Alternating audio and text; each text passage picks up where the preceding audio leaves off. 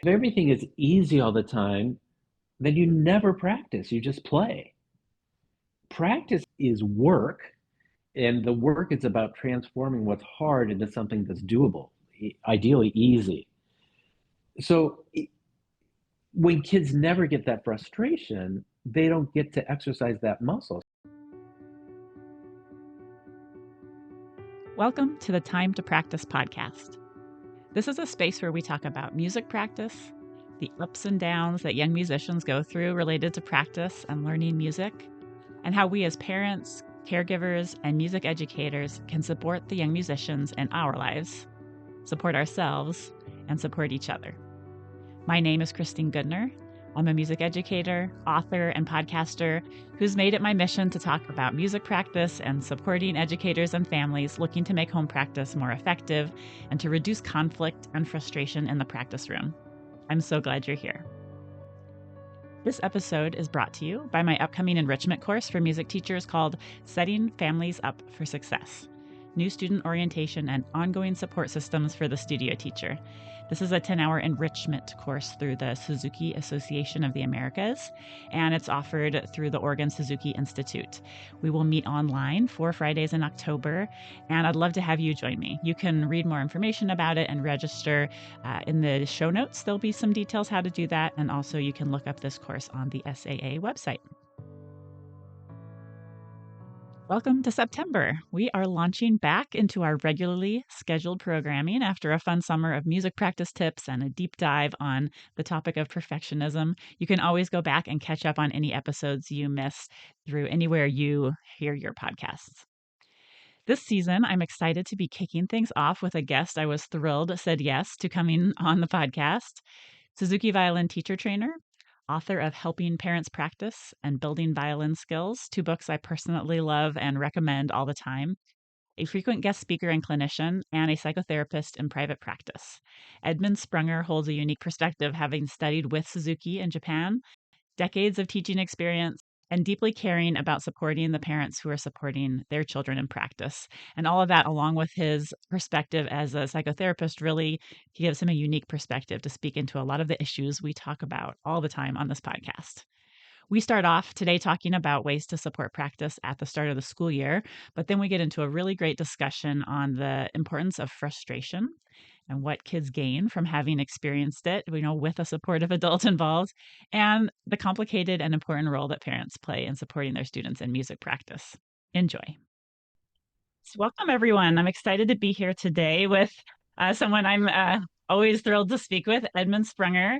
And we're going to talk a little bit about getting back into the school year routine, among other topics. And you might be listening to this, and where you live, it is not a back to school season, or you're listening to this and it's, from a year ago or something like that. But I think it's always good to talk about reestablishing our routines or looking at how do we get into our flow of practice and lessons and everything. So Ed, thanks for being here. Thanks for coming to just talk with us today. And I'd love you to share whatever you'd like to with our audience about who you are and what you do in the world of music. Well, first of all, thank you so much for having me. I was just thrilled to get the email, and I'm so happy to be able to do this. So, who am I and what do I do in the world of music? Basically, if I'm just going to talk plainly, I'm a violin teacher. But I'm really very fond of something Margaret Rowell, who was a cellist, said. She said, I don't teach the cello because the cello can't learn. I teach children. And if you lead with that, it sounds a little precious, but it's really pretty accurate. And I use the Suzuki approach as a teacher, so I work with parents. So maybe it's best to say I teach people. What I do in the world of music is I teach people. And then even there, where you think about what is teaching, I think too many people have this misconception that teaching is about imparting information. And that's certainly a component of it. But a big part of teaching is monitoring and observing how children are learning, or how people are learning, how parents are learning. Is monitoring and observing. And I think a lot of times teachers get so busy trying to do an act of teaching that they get in the way of the learning. Mm.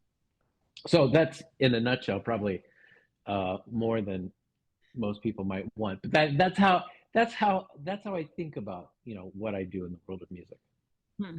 Yeah, thanks. Thanks. Yeah. And I would say you work with teachers a lot too, I'll add for those who are listening who don't know you.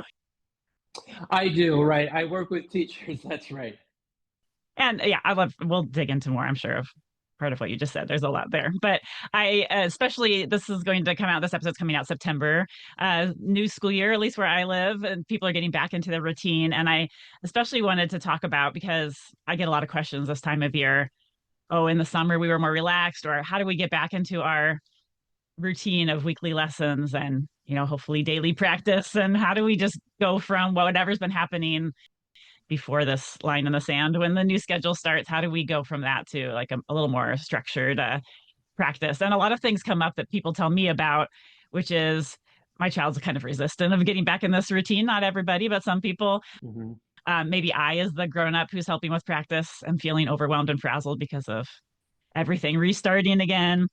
Um, and just, people are tired, things like this. And so I'm sure you hear other concerns as well. And some people ease right back in, but we're kind of talking about how do we help people maybe who want a little extra support this time of year. I'd love to hear what is your advice to people who are getting back Hmm. into this routine this time of year. Well, I'm assuming that this podcast is not something that children will be listening to. So, in terms of an adult audience that is hearing this, I'm thinking that probably the most important thing is that the adults, and I guess we're talking about parents, are thinking about how they feel about getting back into the routine. Because so much of what happens in a child's world gets filtered through the mind of the parents.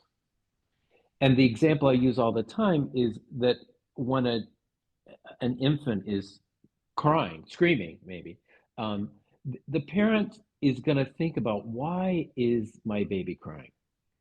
And if they think the baby's hungry, they'll respond with food. If they think the child is has a dirty diaper, they'll change the diaper. Whatever the parent's mind comes up with is how the parent is going to act. So in this hustle and bustle of the beginning of the year, I think it's really important for parents to be really in touch with how they're feeling about it, because how their mind is processing what's going on is going to determine how they function with their kids. So a lot of times, let's say if a parent really understands, wow, this is hard for my kid, we're it's hard for me too because I'm giving up beach reading or whatever. I don't know who all goes to the beach these days, but if a parent sense is metaphorically, I'm having to give up beach reading. If that's their sense, then they're giving something up too, and they may want to think about what's it like for me to give up what we have, and that may give them a kind of empathy about what it's like for the child, but also to think from the point of view of their child. What's it like for the child to be starting up again?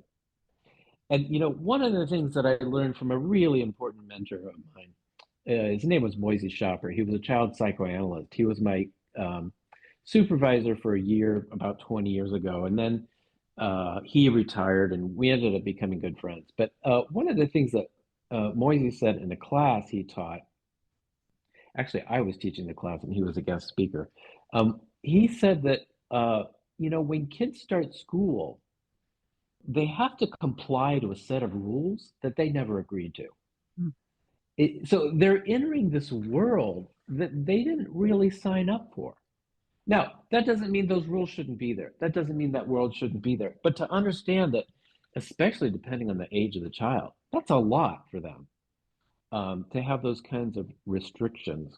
So I think in terms of thinking about what's going on with the child in starting up and getting back into the school year routine and stuff, I think it's very helpful for the parents to think about themselves because the parent's mind is going to process that stuff, at least get that started for the child. The other thing that I would say for parents and everybody, man, it's hard to overstate this. Slow down. Just slow down. And I was recently reading a paper by the psychoanalyst Thomas Ogden, and he was talking about the story from the Bible, which he saw as a piece of literature. And this wasn't a religious paper. He saw this as a fascinating story.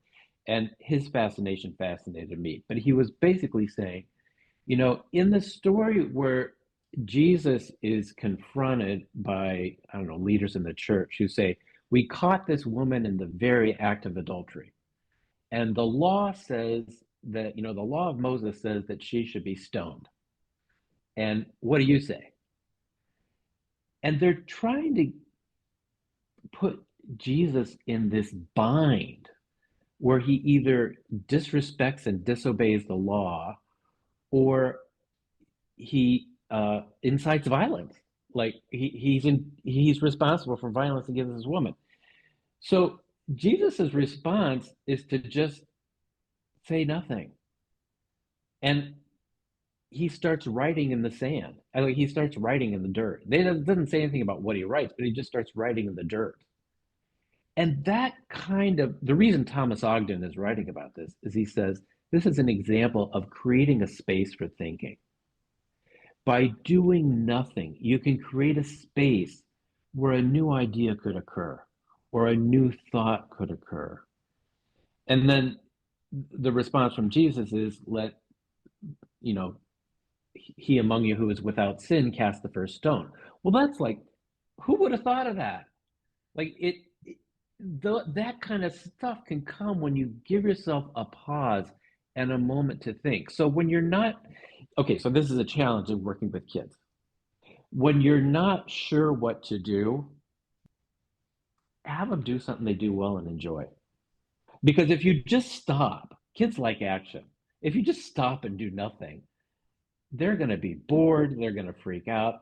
But if you can give them something to do that they like doing or that they do really easily and you don't have to really think about them, that can create time for you to think and sort of plan, okay, now what do we do going forward? Mm. So those are some big pieces of advice I would give about starting the school year. I like that a lot. And sometimes I think along those same lines, even if we feel like we're doing a lot of review or things that feel, easy to the child, but you're getting into a habit of this is when in the day we're going to practice, even if it feels like we're just doing a few moments, but you're establishing a routine that can be really helpful too, right? Right, right. You're doing so much just by practicing, just by carving out the space and saying, okay, this is when we're practicing. Yeah. Yeah. Yeah. Because it can be like, I like a lot what you're saying about the adult thinking about how's this affecting me or how can I see this is affecting my child. Yeah. People can make meaning of, well, maybe this is too much, or maybe can we do this year? And I think it Hmm. can be early, especially in the first transition period, to actually have to decide that, yeah, that might not be what's going on. It's just, there's a lot to process for our child and for us. Yeah. Yeah, I like that a lot. I think for teachers too, since we're, my audience and we have listeners who are also teachers getting back into their own swing of back to school, I think your advice really applies because it can feel like a big transition for us as well. Oh, now that you mentioned teachers, I'm starting to think about myself. So, what is hard for me about this part of the year? I think this is the part of the year where every teacher wants to quit and decides it's just not worth it. And why? Because of the schedule. Trying to figure out the schedule is a nightmare. And as the mother of one of my students said decades ago, everybody's schedule is important to them. So not only are you trying to figure out your teaching schedule, all the parents are trying to figure out the everything schedule for all the children. So there's so much uncertainty and so much unknown. And as soon as you get a schedule set, then you find out somebody's got a new ice time for hockey. And so it's a really tough thing. I've got a very small studio right now. So the way I work it is in August, late August, early September, we just go week to week. We just figure it out week to week. As I'm collecting information, as they're getting information from their schools and everything, activities. And by the end of the month, we have a schedule that's etched in stone. Hmm, But this uncertainty for everybody is really tough right. this time of year. It is. And it can feel like everything else is more important than music when you're getting all the like, well, this activity it conflicts, so I can't do the lesson. And it can feel like you said, just like, oh, why am I doing this? But yeah, You're really onto something there. As music teachers, we can really start to feel like, oh, everything is more important than music. I don't matter. I don't count. And, that's possible for that to be true. But I think a lot of times it has more to do with the fact that their parents are just trying to juggle so many things.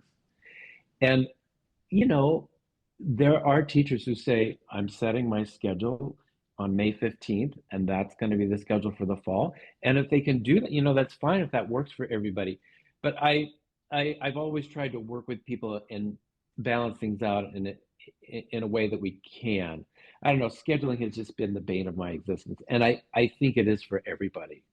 no, I agree. I agree. I have a lot of text exchanges with friends, colleagues right now about that. So, and yeah, But it's really easy for teachers to go down this path that I don't matter. And I think maybe we might also want to consider that the fact that parents are trying to schedule this in the face of everything else going on is kind of an indication that you do matter. absolutely. Absolutely. Yeah, Yeah. And the reality, at least where I live, is a lot of sports teams, the parents are telling me they get together late August and they figure out what works for the coach, what works for the parents. And so, actually a lot of families I work with wish the sports schedule was already nailed down and was not coming out. They don't have control over these some of right, these things. And so, right, yeah, right. yeah, yeah. And so, of course, what we'd love to say, well, just don't do sports. But, pick. That's a tough one. That's a really tough one. That is a tough one. Yeah. Yeah, Yeah. And I, as a parent myself, always wanted my kids to do something that was keeping their body healthy. And right, I also tried to figure that how do I fit that into my own life? And so I right. can respect that this is how this is happening for these families, right? Yeah, yeah, Yeah. Yeah, absolutely. So virtual coffee and support to all the teachers out there who are navigating through that, right? yeah. And it's a big thing this time of year. I always feel so relieved when I feel like it does get etched in stone, as you said, and we can we can move forward. So well, I know you had a topic that you were interested in discussing too today, which was about the topic, and this makes me very curious to hear where this is going to go. But misunderstandings about the importance of frustration, which very much ties into the beginning of the school year in many ways that I can see. But I'd love to hear your thoughts on this. Yeah, I think what I told you, I've been telling a couple of people this. I was scheduled to do a parent talk in May, and I just decided that I would, just for fun, I would type into Chat GPT, what would Ed Sprunger say to a group of parents who practice a musical instrument with their children in a 1 hour presentation? And what came back was really good. Like it sounded like everything I would say, and it pulled from my books, it pulled from art. It's a little spooky. But the one piece that was missing from that was there was no mention of the value of frustration. And frustration is a really important element. Boy, I just terrified to say that. But it's true. Frustration is a really important element in the life of a child, but life is going to present enough frustrations. We don't have to add frustration to it. And I think about this story that Jack Novick, a child psychoanalyst who's now in New York but used to be in Ann Arbor, Jack Novick talks about if you see a really young child, maybe practically not even walking yet, but is reaching for a pen and wants to get that pen. You see the child working to get that pen, and you can have a couple of responses. One is you see that if the child keeps at it, she's going to get it. So you do nothing. Another response could be you pick up the pen and you give it to the child because you know the child wants it and you're just going to help them out. And a third response can be you take the pen and you move it a little bit farther away so they have to work harder. So I think this picking it up and moving it farther away is what I would call sadistic. Like that's just mean. It's not necessary. But the thing about picking up the pen and handing it to the baby, or the really young child, picking it up and handing it to them means they don't get to exercise their own volition, their own ability, their own muscles for overcoming an obstacle. It's not easy for them to reach this pen, this marker, but with some effort they can get it. So you see the child's desire, you see them working to get the thing they want, and you stay out of the way and you let them do it. That to me is a wonderful metaphor for what needs to happen in lessons and practices. And I realize that when I say this, parents get terrified, because that's basically the baseline for parents, is to be worried all the time that they're doing something wrong. Uh, but, okay, so you hand the pen to the child. It's not the end of the world. Next time, maybe you'll think in a different way and do it a different way. The problem is if every time you do this. So frustration is where kids get the good stuff. I've done work with parents, like parent groups, where I ask them, why do you have your child enrolled in lessons? And they have all kinds of things they want to say, like to love music and to have something I didn't know, all these kind of things. But there's a whole other category, which is I want them to develop discipline. I want them to develop executive skills. You don't develop discipline, executive skills. You don't develop any of that stuff without frustration. Because if everything is easy all the time, then you never practice. You just play. Practice is about is work, and the work is about transforming what's hard into something that's doable, ideally easy. So when kids never get that frustration, they don't get to exercise that muscle. Speaking of sports, right? They don't get to exercise that ability to take on a challenge. And when the pen gets moved away, when the frustration is too big, when it's too much, that's when kids shut down. They give up. So those are some initial thoughts about frustration, but I knew you were going to ask me about this, so I was thinking about something else. I have well, during the pandemic, I had some students graduate, I had some students quit and leave. So my student load went way down. And the people that I'm seeing in psychotherapy and psychoanalysis, that population increased. So I had plenty of work, but I've been missing teaching. I've had 4 students, and now there are a couple of teachers who have reduced their loads and they're sending students to me. So I've been seeing a lot of students. Oh, actually, I've been fielding a lot of calls from parents. And a parent asked me the other day, "What kind of teacher are you?" And it was a great question. And I have thought about it and I realized I'm the kind of teacher who wants to give more yeses in a lesson than no. Mm. Like, yeah, you got that. Yeah, that's it. You're doing it. Rather than, nope, that's not it. No, you didn't get it.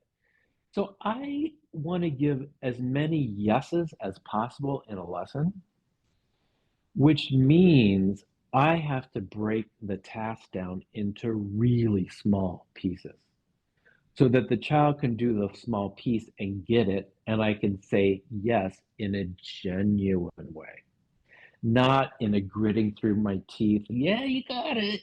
But where I really mean it, yeah, you got it. But that can only happen if things are broken down into small steps. And if those steps are practiced until they're easy, and then you add the next step onto that, so that there's a lot of yes in a lesson. So that can eliminate a lot of frustration, but it also creates another kind of frustration. The other kind of frustration is the frustration that comes from the parent and the child, which is we don't want to work this hard. We want to have this happen fast.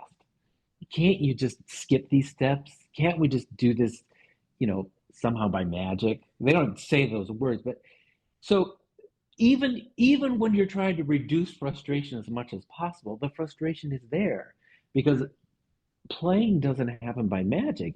It takes some work to get that going. Mm. Yeah. Oh, those are some really good thoughts. I hear a lot when I ask, why do you, what are you hoping your child gets from this? Persistence comes up a lot. And it's a similar thing where we didn't have a discussion about you don't get that if you don't come up against like there's something for me to or grit, is another one. If you don't Yeah, have anything to push through that you wish you could, get the easy way or the magic way out, you don't actually get to yeah, develop that muscle.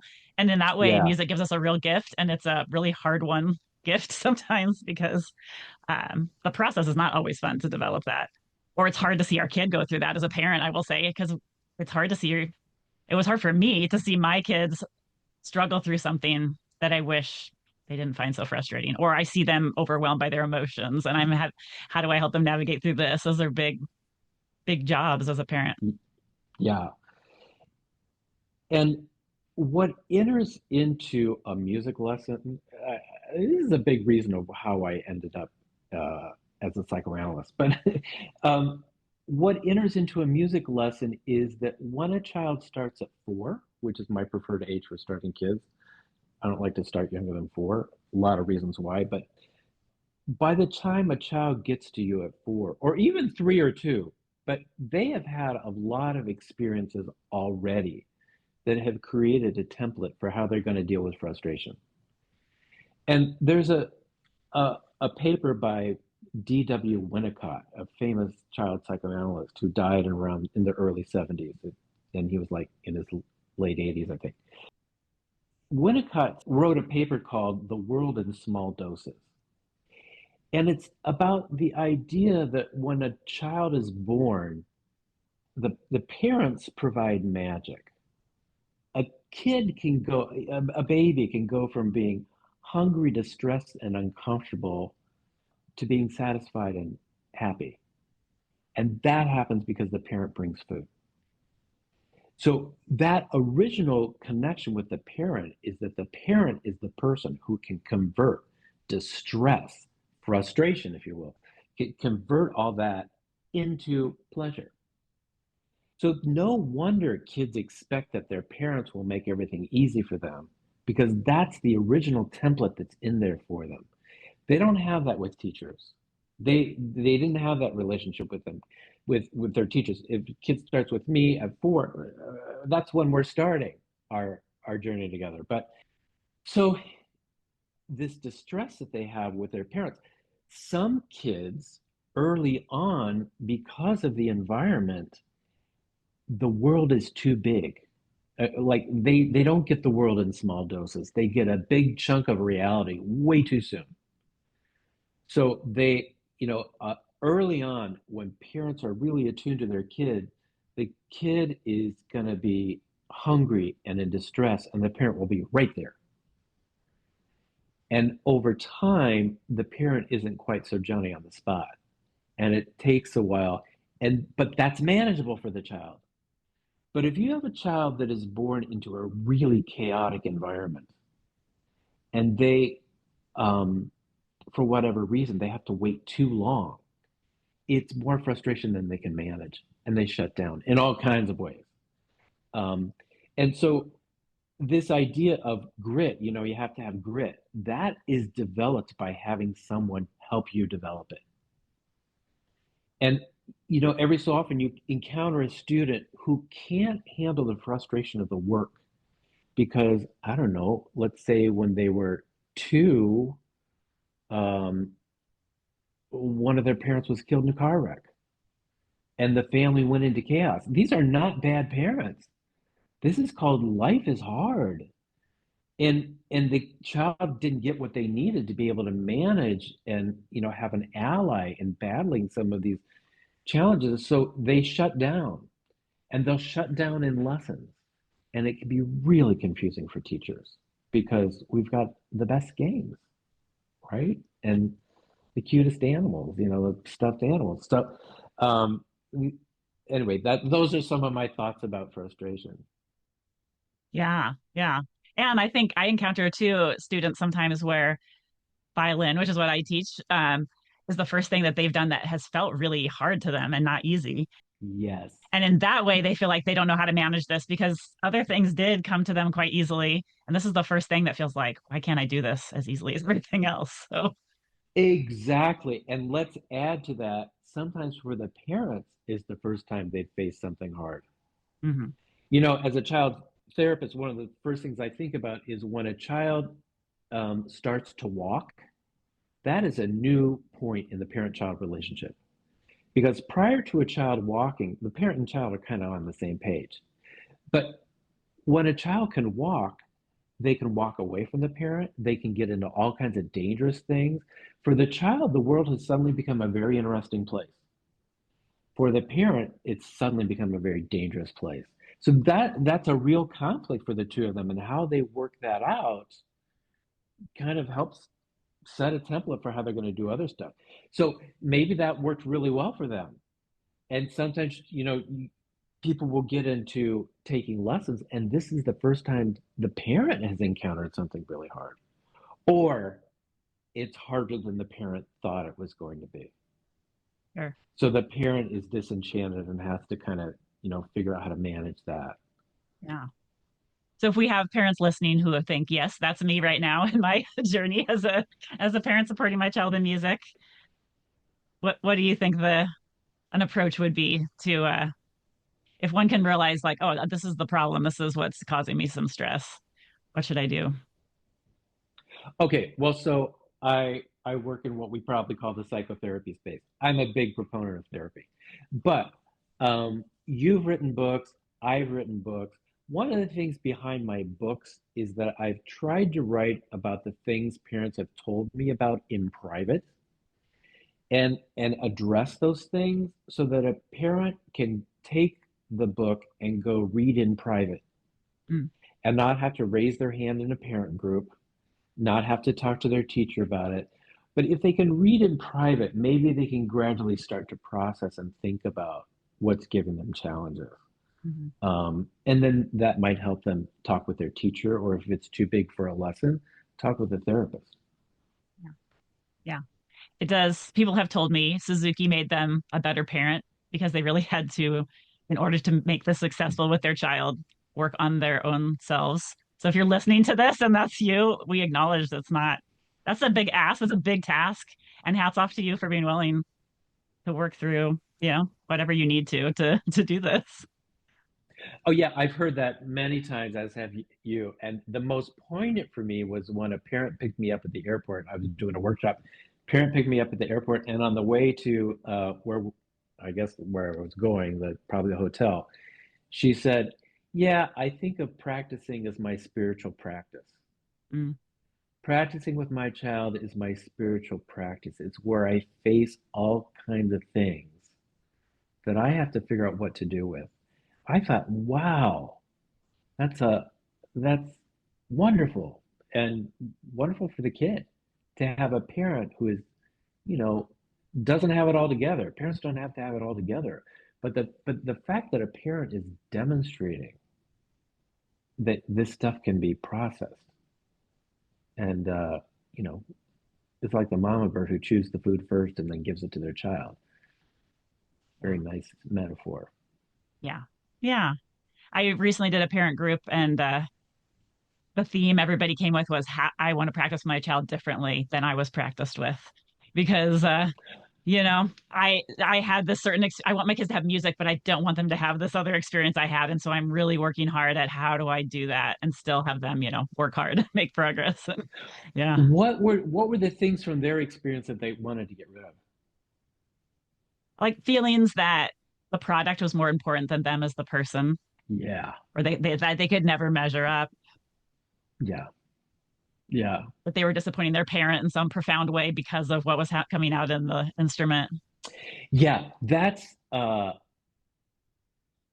really interesting one because I was just listening to a podcast interview with psychoanalyst Adam Phillips, who he talks a lot about frustration, but he was saying that frustration can serve as a clue to what you might want.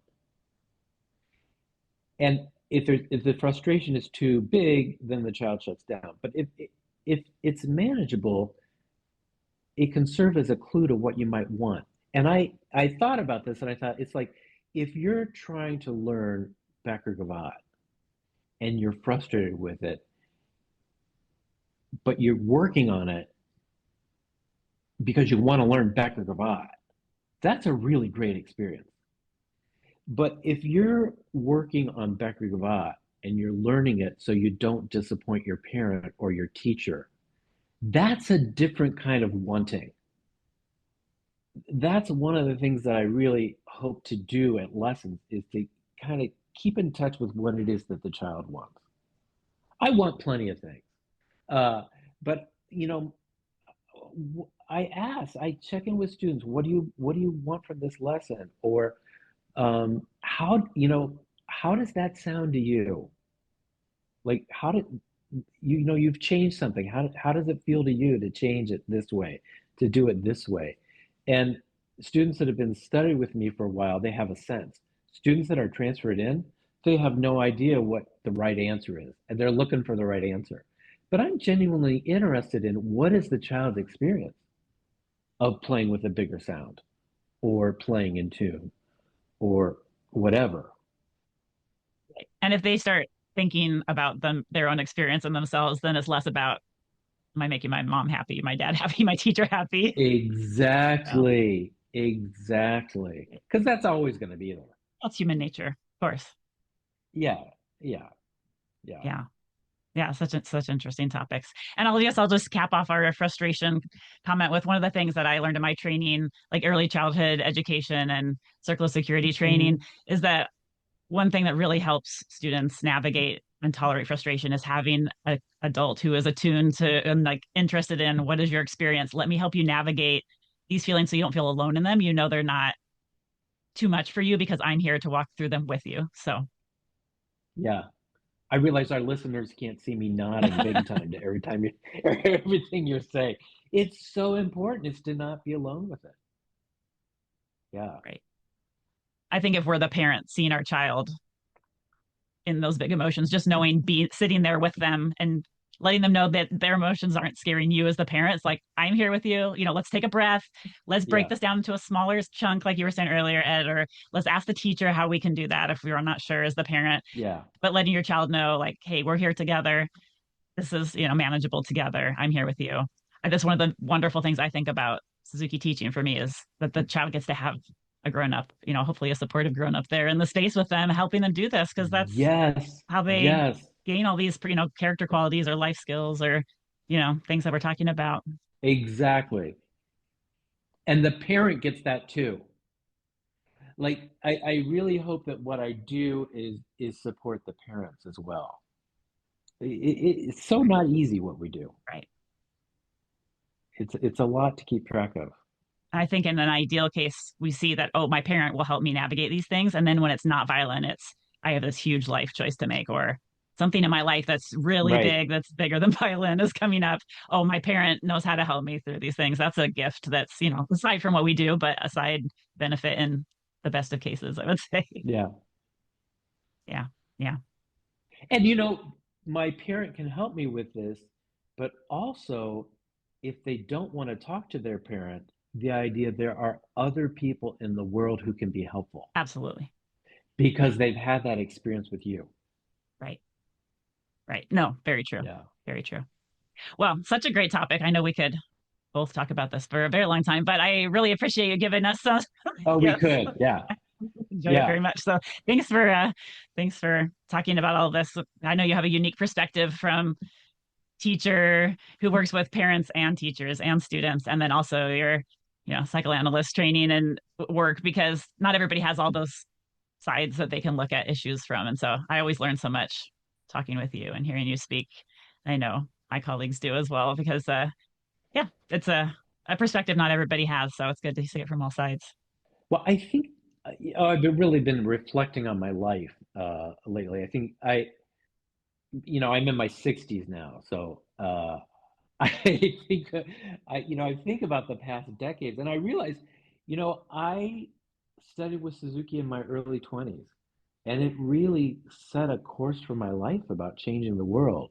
Not in a beat my chest and I'm going to do it all, but in wanting to be a positive force and realizing, wanting to help teachers be able to do this really hard work. And of course, by teachers, I mean me. Uh, I was trying to figure out how to make this work. Mm. And then, social work and psychoanalytic training ended up being really helpful. But really, in my heart, Kate Collier McLaughlin and I have talked about this too, because she has had a sort of similar path. But in our hearts, we're still Suzuki teachers. It's changing the world, being a Mhm. force for good. Yeah, absolutely. Absolutely. And I know I got that growing up as a Suzuki kid. I just feel like that was sort of, I don't know, I soaked that up around me. And I know your work has definitely influenced me to do the work I do now because I encountered your work when I was a parent producing with my own kids. And because of my early childhood background, a lot of things you were saying like really clicked with other training I had. And I was like, oh, okay, Yeah, now I can see how all this dovetails and it helped me make sense of different parts of my training too. So I really appreciate it. great. It's always a pleasure to hear that stuff. Sure. Well, it's why we Yeah. do what we do. I know we hope we're making a difference. Yeah. All right. Well, I always like to wrap up our conversations and leave listeners with an idea about practice to take into their week. And we've talked about a lot of ideas in this conversation. So we could recap something we've already said, or if you have a different practice idea you'd like to leave people with, Ed, I'd love to hear what you'd like to share with people as we go today. I got three. Oh, great. One is slow it down. We talked about that before. The second thing is it's probably not worth fighting with your child about it. That whatever it is that you're struggling with in practice, don't do it. Skip it. Give it up. Come to the next lesson and let the teacher know that you couldn't work on that. And I encourage the parents of my students all the time in this because I can work with them on it. They're not worried about disappointing me, as we were talking about earlier.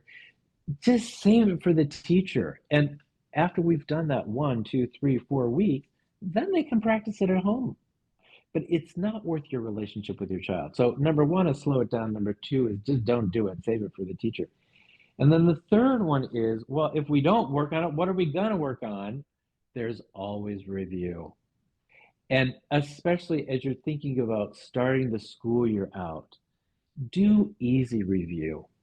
Just do, and what makes review hard? A couple things make review hard, but one thing that really makes review hard is that was pretty good, but I think you could do it a little bit better.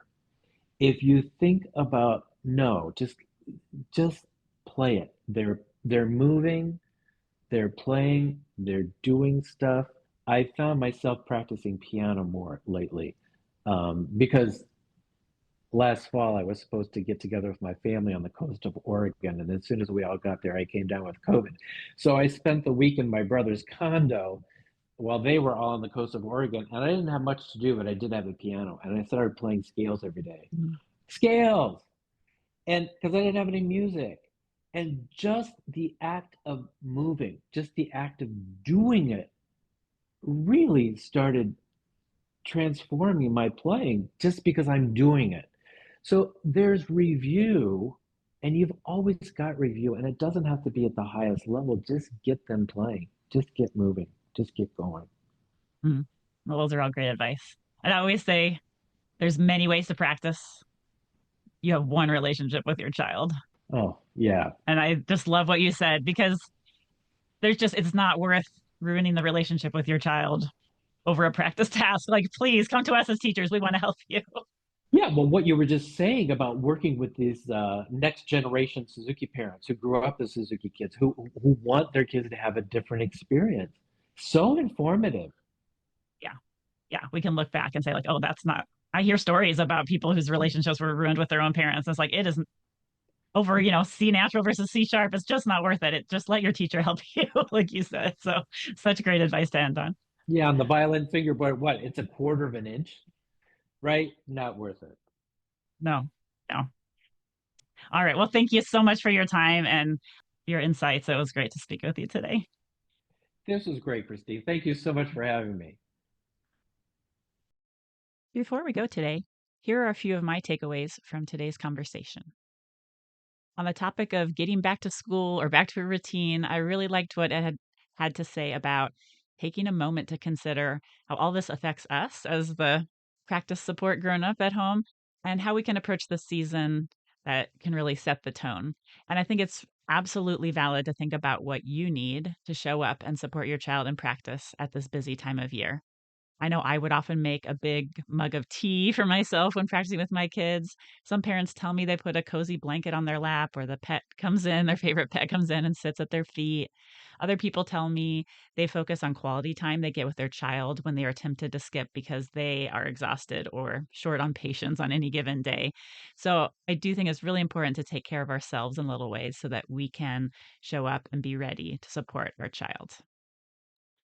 I also really loved what Ed had to say about the importance of frustration. And his quote, frustration is where the kids get the good stuff. I think that's so true. And many of us want our kids to learn to work hard and build persistence or grit through their experience in music lessons. And it's easy to forget, at least for me, that sometimes those life lessons and skills are built through things that, sort of test our patience and persistence. And we learn to navigate through, and that's how we flex that muscle and learn to use it.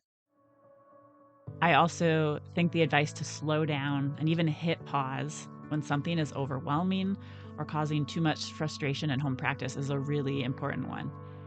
If you're a parent helping your child navigate home practice, it can be a great life skill to teach our kids also to hit pause when we're overwhelmed and to decide something is too much right now, but how could we simplify it so we can keep going? Or how can we get someone else involved who can help us? In this case, our teacher. I 100% hope families I work with do this and come ask me when something isn't manageable about practice. And my guess is your teacher hopes that you will do this too.